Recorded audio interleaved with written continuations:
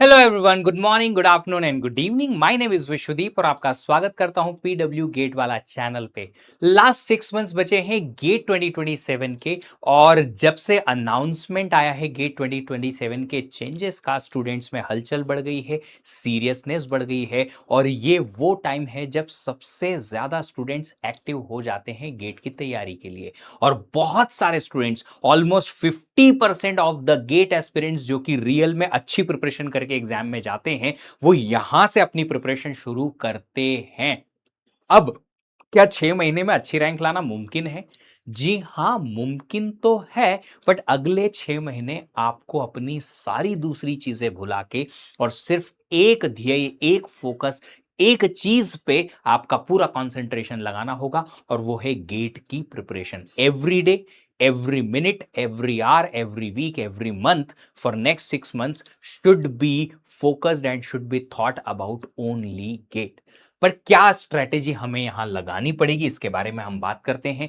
तो देखो, 6 महीने हैं, डेफिनेटली कहीं ना कहीं क्रंच आएगा टाइम का। बट जो सही डायरेक्शन में सही कदम रोज लगाएगा, उसे ना तो घूमने की जरूरत पड़ेगी, ना अटकने की जरूरत पड़ेगी, और ना ही पीछे मुड़ के कहीं दूसरी डायरेक्शन में जाने की जरूरत पड़ेगी, क्योंकि उससे पहले दिन सब कुछ पता होगा कि क्या करना है। और यही यही आइडिया मैं यहां लेकर आया हूं। पैनिक नहीं होना है, एक तो पहले भरोसा रखना है अपने आप पे कि जो भी होगा अच्छा होगा, और अच्छा करके ही मानेंगे, क्योंकि हम मेहनत करेंगे।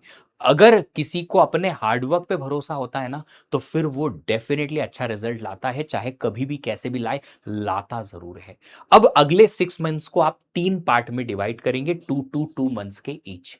पहले 2 मंथ में आप अपने आप को थोड़ा अच्छी रेस के लिए रेडी करेंगे, फाउंडेशन बिल्ड करेंगे, बेसिक बिल्ड करेंगे, बेसिक कोर्सेस से स्टार्ट करेंगे। और बेसिक कोर्सेस कौन से? जिनको थोड़ा आपका आइडिया है, जिनका थोड़ा आपको आइडिया है कि कैसे ये कोर्सेस काम करते हैं। तो आपकी जो ब्रांच है सीएस उससे रिलेटेड, या डीए उससे रिलेटेड, ऐसा कोर्स जिसका आइडिया है आपको, जैसे एप्टीट्यूड उठा लिया, या मैथमेटिक्स उठा लिया, या सी प्रोग्रामिंग उठा लिया, या डीए वाले पाइथन उठा लिया। कुछ भी ऐसा कोर्स जिसका आपको ठीक ठाक आइडिया है पहले से, आपको लगता है कि हाँ, मुझे बहुत कुछ आता है उसमें। फिर जो ऐसे कोर्स जो बेसिक वाले हैं, जैसे कि कंप्यूटर साइंस की बात करें तो mathematics, discrete mathematics, aptitude, C programming and data structure, discrete math और डिजिटल लॉजिक, इन 6 सब्जेक्ट में से कोई भी सब्जेक्ट आप बिना किसी प्रीरिक्विजिट के स्टार्ट कर सकते हो। तो ये 6 सब्जेक्ट को आप कर लो। फिर डीए के लिए देखा जाए तो मैथमेटिक्स तो है ही, बहुत बड़ा पोर्शन है उसका। और इसके अलावा एप्टीट्यूड है, पाइथन है। ये 3 कोर्सेस आप एकदम बेसिक से उठा सकते हो बिना किसी प्रीरिक्विजिट के। फिर जब फर्स्ट 2 महीने में आपके ये बेसिक कोर्सेस हो जाएंगे, मैं कंप्यूटर साइंस वाले बच्चों को एक्सपेक्ट करूंगा कि 4 सब्जेक्ट तो अगले 2 महीने में कम से कम 5 तो करके ही रखें। और डीए वाले बच्चे 3 से 4 सब्जेक्ट करके रखें। 3 तो कर ही लें, मैथमेटिक्स पूरा, एप्टीट्यूड पूरा, और पाइथन भी कर ले। अगर पाइथन के साथ डेटा स्ट्रक्चर भी हो जाता है, क्योंकि बहुत बड़ा सब्जेक्ट नहीं है, तो वो भी कर ले। इतना तो मतलब सोने पे सुहागा हो जाएगा। तो फर्स्ट 2 महीने आपने क्या करना है? फर्स्ट 2 महीने आपने बेसिक पे काम करना है। तो चिंता बिल्कुल नहीं करनी। मैंने फिर से कहना है वापस से कि पैनिक सिचुएशन अगर आपकी रहेगी, तो फिर आप पढ़ाई नहीं कर पाओगे। देखो, आपने पहले भी देखा होगा, सुना होगा कि जब बड़े बड़े स्पोर्ट्स पे लोग खेलने जाते हैं, तो वो बड़े बड़े मैचेस जीतते हैं जो आखिरी में पैनिक होते हैं। जो बहुत जल्दी पैनिक नहीं हो जाते हैं, चाहे कितनी भी वर्स्ट सिचुएशन आ जाए। अपने आप को कूल, काम, कंपोज्ड रखते हैं और परफॉर्मेंस पे फोकस करते हैं, रादर देन टेंशन लेने के। तो आपको यही करना है अगले 6 महीनों तक। ठीक है, परफेक्ट स्ट्रैटेजी सर्च करने में, लेक्चर्स बस देखते रहने में, या फिर बस पीवाईक्यू और मॉक टेस्ट बाद में करेंगे, ये बाद में कर लेंगे, वो बाद में कर लेंगे, ऐसा सोचने से काम नहीं चलेगा। आपको लेक्चर देखना है, उसका पर डे बेसिस पे रिवीजन करना है, जितने भी लेक्चर आपने एक दिन में देखे, ताकि अगला लेक्चर आपको समझ में आए अच्छे से। फिर जैसे ही चैप्टर खत्म होता है, उसके पीवाईक्यू सॉल्व करने हैं, डीपीपी सॉल्व करनी है। पहले डीपीपी करो, फिर पीवाईक्यू, और वीकली टेस्ट मिलते हैं, उनको करना है। ये 3 चीजें आपको कोर्स के साथ में पढ़ते पढ़ते ही कर देनी है। और वीकली टेस्ट देते रहना है, ताकि आपको आइडिया लगे कि जब आपका टाइम बाउंडेशन वाला वर्क होता है, प्लस आपके पास जब आंसर्स नहीं होते हैं, तब आप कितनी अच्छी एक्यूरेसी ला सकते हो। तो इनको आप साथ में कोर्सेस के साथ में ही कंटिन्यू करते रहिएगा। पीवाईक्यू सॉल्व करना बहुत बहुत जरूरी है। तो मैंने कहा अगले 2 महीने सितंबर में बेसिक बेसिक कोर्सेस खत्म कर लो, ताकि जो उसके अगले 2 महीने हैं उसमें आप एडवांस कोर्स के लिए रेडी रहो। देखो, एडवांस कोर्स में फिर आपको समय उतना नहीं लगेगा अगर आपने बेसिक कोर्सेस में ये टैक्टिक सीख ली कि कैसे पढ़ना है, कैसे समझना है, कैसे हम उन कंसेप्ट्स को ग्रैस्प करके याद रखेंगे, कैसी हमारी डेली रूटीन होनी है, और कैसे हमारी लॉन्ग सेटिंग बढ़ेगी, और कैसे गेट क्वेश्चन आते हैं उनको कैसे सॉल्व करना है। तो फर्स्ट 2 महीने में आप कोर्स की लर्निंग के साथ में ये टैक्टिक्स भी सीखोगे, और उसी की वजह से आपके जो नेक्स्ट 2 महीने आएंगे, जो नेक्स्ट 2 महीने अक्टूबर नवंबर आएंगे, उनमें आप क्या कर सकते हो, उनमें आप हेवी कोर्सेज भी कम समय में खत्म कर सकते हो। आपको लगता है सर कैसी बातें कर रहे हो, पर मैं कह रहा हूं कि एक बार आप खड़े हो यहां पे, स्टीडी हो और रनिंग करने की कोशिश करोगे, तो फास्ट रन तुरंत नहीं कर पाओगे, बट आपको जो इनर्शिया शुरुआत में लगेगा, धीरे धीरे करके जब आप फास्ट पीक स्पेस पे या पीक पेस पे पहुंच जाओगे, अपनी स्पीड पे पहुंच जाओगे, तो फिर आप फास्ट दौड़ सकते हो। फर्स्ट 2 महीने आपके वही इनिशियल इनर्शिया है, पर जैसे ही आपने ये 2 महीने में अच्छा परफॉर्म कर लिया, तो अगले 2 महीने में टफ कोर्सेस को भी कवर करने में आपको उतना समय नहीं लगेगा। और ये एक्सपीरियंस कहता है, मेरा नहीं, बच्चों का खुद का एक्सपीरियंस कहता है कि हाँ सर ऐसा होता है, समझना जल्दी आ जाता है, हमें जल्दी चीजें समझ में आने लगती हैं, क्विकली चीजें फिनिश होने लगती हैं, चीजें कनेक्ट होने लगती हैं बहुत आसानी से, क्योंकि हमने बहुत सारा नॉलेज ले लिया ऑलरेडी। तो फिर अगले 2 महीने में आप क्या करेंगे, अगले 2 महीने में आप जो बचे हुए कोर्सेस हैं उनको कंप्लीट करने की कोशिश करेंगे नवंबर एंड तक। अब आप बोलेंगे सर इतनी जल्दी क्या करनी है, इसलिए करनी है क्योंकि बिना प्रैक्टिस के एग्जाम देने जाओगे तो जीरो पे आउट होके आओगे, ज्यादा से ज्यादा 5-7 रन बना पाओगे। बिना प्रैक्टिस के साल हजारों बच्चे एग्जाम लिखते हैं, और ये स्ट्रेटजी जानते हुए भी करते हैं। पता है क्यों? क्योंकि अंदर से ना वो मन गवारा नहीं करता। अगर मैंने ये टॉपिक छोड़ दिया और क्वेश्चन आ गया तो क्या करूंगा, पर तुमने ये टॉपिक कर भी लिया तो क्वेश्चन आएगा तो भी तुमसे नहीं बन रहा, तुमने क्या कर लिया। अच्छा एक चीज बताओ जो मैं हर बार पूछता हूं, फिर बार इस बार पूछूंगा, एक चीज मुझे बताओ कि क्या तुम्हारा 100% अगर सिलेबस हो जाएगा तो तुम क्या आईआईटी मद्रास को मेल करोगे, मैसेज करोगे, कॉल करोगे कि मेरा 100% सिलेबस हो गया है, मेरे गेट एग्जाम में 15 मार्क चढ़ा दो, 20 मार्क चढ़ा दो। सिलेबस कवर करने के मार्क्स मिलते हैं क्या? नहीं। तो फिर मार्क्स कैसे मिलेंगे एग्जाम में? क्वेश्चन सॉल्व करके। और जब तुम पीवाईक्यू सॉल्व करोगे ना, तुमको आइडिया लग जाएगा कि कंसेप्ट तो पता है पर उससे हर क्वेश्चन बनना जरूरी नहीं है। जब तुम पीवाईक्यू या डीपीपी या वीकली टेस्ट के क्वेश्चन सॉल्व करोगे ना, तुमको आइडिया लग जाएगा कि जब हम कंसेप्ट जानते हुए भी क्वेश्चन सॉल्व करना आसान नहीं है, और उसके लिए क्या करना पड़ेगा, प्रैक्टिस करनी पड़ेगी, और कितनी खूब सारी कंसेप्ट याद रखना है दिमाग में ताकि एग्जाम टाइम में याद आए। फिर उस कंसेप्ट को कैसे यूज करना है क्वेश्चन सॉल्व करने के लिए, ये भी याद रखना है, और उसके लिए चाहिए खूब सारी प्रैक्टिस। तो ये दोनों के लिए आपको आखिरी में 2 महीने कम से कम लगेंगे। तो मिनिमम 2 महीने आपके रखेंगे, इसलिए नवंबर तक आप फिनिश करेंगे। एक काम आप कर सकते हो, ऐसे कोर्सेज जो या तो बड़े हैं और उनका वेटेज कम है, या फिर ऐसे कोर्सेज जिनका वेटेज ही रियल में कम है, उनको सबसे लास्ट में रखो, ताकि अगर नवंबर तक आते आते एक आध सब्जेक्ट आपका छूट जाए, मान लो कंप्यूटर नेटवर्क नहीं हुआ या सीओए नहीं हुआ, कोई भी एक सब्जेक्ट अगर नहीं हुआ, तो हम रिवीजन तो स्टार्ट कर ही देंगे नवंबर के बाद से, नो मैटर व्हाट। एक सब्जेक्ट कम करके जाओगे एग्जाम में चलेगा, क्योंकि अगर जो करके गए हो उससे एक्यूरेसी एक्यूरेसी अच्छी आ गई ना, तो आप फिर भी अच्छे मार्क्स ला पाओगे। मान लो आपने 90 मार्क्स का सिलेबस कवर किया, उसको बहुत अच्छे से प्रैक्टिस की, रिवाइज किया, उसके टेस्ट लिखे, एग्जाम में आप 90 में से फिर भी 70-80 ला सकते हो। पर अगर आपने सब कुछ सिलेबस कवर कर लिया और एग्जाम में क्वेश्चन ही नहीं बन रहे हैं क्योंकि रिवीजन और प्रैक्टिस अच्छे से नहीं की, तो मार्क्स आपके 40-50 भी नहीं आ पाएंगे।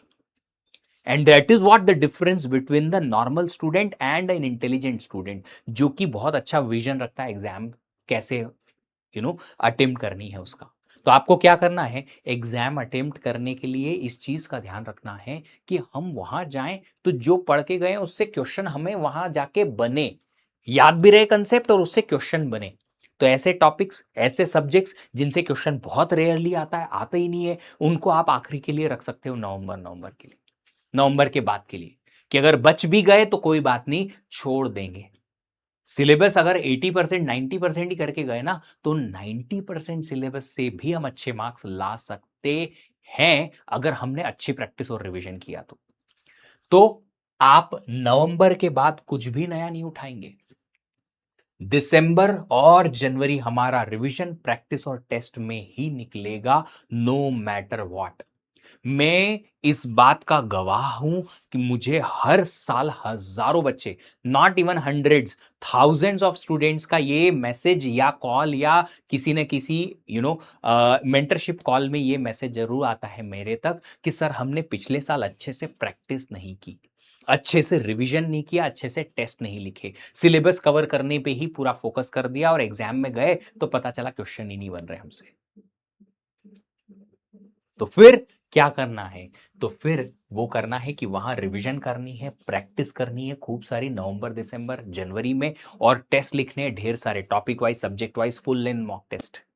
तो आप 15-20 फुल लेंथ मॉक टेस्ट लिख के और एग्जाम देने जाओगे ना, तो आपको आइडिया रहेगा कि 3 घंटे को कैसे टैकल करना है, कैसे क्वेश्चंस किसी को करंटली छोड़ के और बाद में टैकल करना है, किसको जल्दी करना है, कैसे क्वेश्चंस में पहले लूंगा ताकि मेरा ऑप्टिमाइज हो पाए पेपर का अटेम्प्ट। एक एरर नोटबुक आप बनाओगे, जिसमें एरर अगर आती है आपको किसी भी टेस्ट को अटेम्प्ट करते वक्त, तो उनको आप याद रखो ताकि नेक्स्ट टाइम वो गलती ना करो। कुछ भी नया जनवरी के महीने में या दिसंबर के महीने में ना पढ़ें। मैं खुद अपना एक्सपीरियंस अगर बताऊं, 2018 में मैंने लास्ट टाइम गेट पेपर लिखा था, जिसमें मुझे रैंक आई थी 440। 440 रैंक आई थी, और 440 रैंक जो आई थी वो सिर्फ 5 सब्जेक्ट पूरे पूरे अच्छे से जानने पे आई थी। 5 सब्जेक्ट पूरे अच्छे से पता और थोड़ा बहुत एप्टीट्यूड मैथ वगैरह जो मुझे आता था मैंने कर दिया। 440 रैंक, 58-59 कुछ मार्क्स पे आई थी। उस टाइम पे पेपर ज्यादा टफ था, बट सीओए, ऑपरेटिंग सिस्टम और जो कोर्सेस मैं पढ़ाता हूं, डेटा स्ट्रक्चर, एल्गोरिदम है, इनके सारे 100% आंसर्स करेक्ट थे। क्यों? क्योंकि मुझे जो पता है मुझे बहुत अच्छे से पता है, मैं क्वेश्चन भी सॉल्व कर दूंगा एग्जाम में सारे। जिसको मैं पढ़ाता हूं वो मुझे बहुत अच्छे से पता है, जिसके मैं टच में नहीं था, नहीं पता है, मैंने क्वेश्चन छोड़ दी। And that is how you also can take it, कि अगर आपको पता है तो बहुत अच्छे से पता है, उससे क्वेश्चन भी एग्जाम में बनेगा। इतनी जबरदस्त कोर्स की तैयारी होनी चाहिए। सारे कोर्स नहीं सही, पर जितने भी कोर्स पढ़े हैं उनसे अगर एक्यूरेसी बढ़ा ली ना एग्जाम में जाके, तो आपकी रैंक पक्की है। तो लास्ट के 2 महीने आप रिवीजन, प्रैक्टिस, टेस्ट, टेस्ट में जब मार्क्स कम आएंगे तो एनालाइज करेंगे कि कैसे कैसे कहां कहां से आप इंप्रूव कर सकते हो अपनी गलतियों को, और उनको इंप्रूव करने का चांस दोगे। मान लो कोई टॉपिक भूल गए तो उसको रिवाइज करेंगे, कोई टॉपिक याद है फिर भी क्वेश्चन नहीं बने, ज्यादा बार बार उससे क्वेश्चन नहीं बन रहे तो उसको प्रैक्टिस करेंगे और ज्यादा, ताकि क्वेश्चन बनने लगे। अल्टीमेटली हमारा लास्ट 2 मंथ का गोल रहेगा कि हम प्रैक्टिस, रिवीजन और टेस्ट पे ज्यादा फोकस करें। तो फॉर्मूला क्या रहेगा? लर्न करो, प्रैक्टिस करो क्वेश्चंस को पीवाईक्यू, डीपीपी और वीकली टेस्ट से, और फिर से रिवाइज करो आखिरी में जाके, ताकि लास्ट में कोर्स का आपको हर चीज याद रहे एग्जाम के पहले।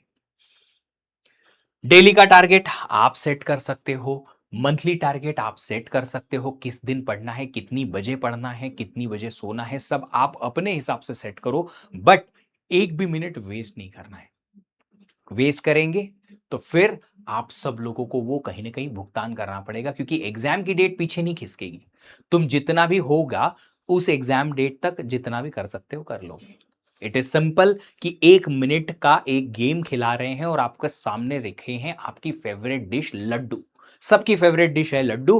अब 1 मिनट का समय फिक्स है। अगर तुमने धीरे धीरे लड्डू खाए तो कम लड्डू खा पाओगे, जल्दी जल्दी खा लिए तो ज्यादा लड्डू खाओगे। तो अगर आपको ज्यादा लड्डू खाने हैं तो जल्दी करना पड़ेगा, क्योंकि समय फिक्स है, एग्जाम की डेट फिक्स है, उसी दिन एग्जाम होगी, उसके पीछे नहीं जा पाएगी कि नहीं लड्डू हमें 5 खाने पड़ेंगे, और 5 खाने के लिए चाहे 2 मिनट लग जाए हम 5 तो लड्डू खा के ही रहेंगे, ऐसा नहीं होगा। यहाँ पे समय की यहाँ पे पाबंदी है कि एग्जाम की डेट फिक्स है, वो आगे नहीं बढ़ेगी, आपको उसी दिन तक सब कुछ कवर करना है। So that is why you need to work more per day basis पे, जल्दी जल्दी चीजें कवर कवर करनी है। पीवाईक्यू इग्नोर नहीं करें, कोर्स साथ के साथ साथ ही पीवाईक्यू करें। सिर्फ लेक्चर देखते रहो, प्रैक्टिस ना करो, ऐसा ना करो। डीपीपी वीकली टेस्ट और पीवाईक्यू की प्रैक्टिस कोर्स के साथ में ही करनी है। स्किप करो रिवीजन, क्या फर्क पड़ जाएगा? पर डे बेसिस पे जो आपने पढ़ा वो अगले लेक्चर में कहीं ना कहीं काम आता है, तो उसको आप अच्छे से रिवाइज करके ही जाओ। Not analysing mock test, mock test अगर एनालाइज नहीं किए तो गड़बड़ हो जाएगी। अच्छा, मॉक टेस्ट के एनालिसिस कैसे करनी है जब आप लिखेंगे तब हम बताएंगे, पर एनालिसिस से लर्निंग भी करनी है। पर लर्निंग करना, उसको इंप्रूव करना और फिर उस पर वापस काम करके और नया टेस्ट देके और उस मार्क्स को इंक्रीज करना, उसके लिए समय चाहिए। And that is why 2 months का लास्ट का पीरियड आपको उसी के लिए दिया हुआ है। सिलेबस को जनवरी में कंप्लीट करेंगे, प्रैक्टिस कब करेंगे? प्रैक्टिस बिना करे एग्जाम देने जाओगे तो फिर मैंने कहा सिर्फ और सिर्फ कम मार्क्स लेके और सिलेबस कवर करने का अंदर आंतरिक सेटिस्फैक्शन आप लेकर जाओगे, एग्जाम में मार्क्स नहीं आएंगे। सिलेबस कम करके जाओ पर एग्जाम में मार्क्स ज्यादा लेकर आना है, दैट इज मोर इंपॉर्टेंट। तो अगला 6 महीना जो है आपके लिए एकदम मैराथन जैसा है, लंबी दौड़ लगानी है बट स्पीड में भी लगानी है और रुकना नहीं है। क्योंकि ये अगले 6 महीने आपकी जिंदगी बदल सकते हैं, आपकी और आपके परिवार की जिंदगी बदल सकते हैं। पिछले 4 दिनों में मेरे पास ऐसे ऐसे मैसेजेस आए हैं जिसको आपको अगर मैं अभी बताऊंगा तो आपको लगेगा कि हाँ यार, ये होती है जिंदगी बदलाव। 10,000 पर मंथ की हाउस होल्ड इनकम एक बच्चे की, उसने एमटेक किया, 45+ लाख का पैकेज उसको अभी अभी रिसेंटली एमटेक से लगा है। एक घर जिसका पूरा मंथली इनकम 10,000 रुपए महीने का है, उसको 3 लाख से ऊपर पर मंथ मिलने वाले हैं अगले कुछ महीनों में। इसको कहते हैं जिंदगी का बदलाव, और वो सिर्फ एक एग्जाम के थ्रू हुआ, गेट के थ्रू। और ऐसे हजारों एग्जाम्पल्स हैं, लाखों एग्जाम्पल हैं जो लोग अपनी जिंदगी बदल रहे हैं हर साल अपनी खुद की मेहनत से। अब ये आप पे डिपेंड करता है कि आप अपनी खुद की मेहनत से अपनी और अपने परिवार की और अपने पूरे आसपास की जिंदगी बदलना चाहते हैं या नहीं। उम्मीद करूंगा कि आप सब लोगों को एक बेसिक स्ट्रेटेजी का आइडिया लग गया। फिर भी अगर कुछ इशू है, ये टेलीग्राम चैनल आप ज्वाइन कर लो, इस पे क्वेश्चन पूछ सकते हो। और अगर आपको और कुछ ज्यादा प्रॉब्लम है, नहीं भी, छोटी सी है, तो आप इस वीडियो के कमेंट बॉक्स में कमेंट करके भी जा सकते हैं। अल्टीमेटली मेहनत आपकी है, हम भी उसमें साथ देंगे। हम मेहनत करेंगे आपके करियर के लिए, हम मेहनत करेंगे आपको आगे ले जाने के लिए। अगर बराबरी की मेहनत आपने भी कर ली ना, तो आपका डेफिनेटली एक ऐसा रिजल्ट आएगा जिसमें हम और आप साथ में बैठ के और आपकी स्टोरी को इस पूरी दुनिया को बताएंगे कि देखो, इस बच्चे ने अपने आप पे भरोसा किया, इस बच्चे पे हमने भरोसा किया और इस भरोसे का उसने ये रिजल्ट लाके दिया। फिर मिलेंगे अगले वीडियो में, तब तक अपना ख्याल रखिएगा। Happy learning, bye bye.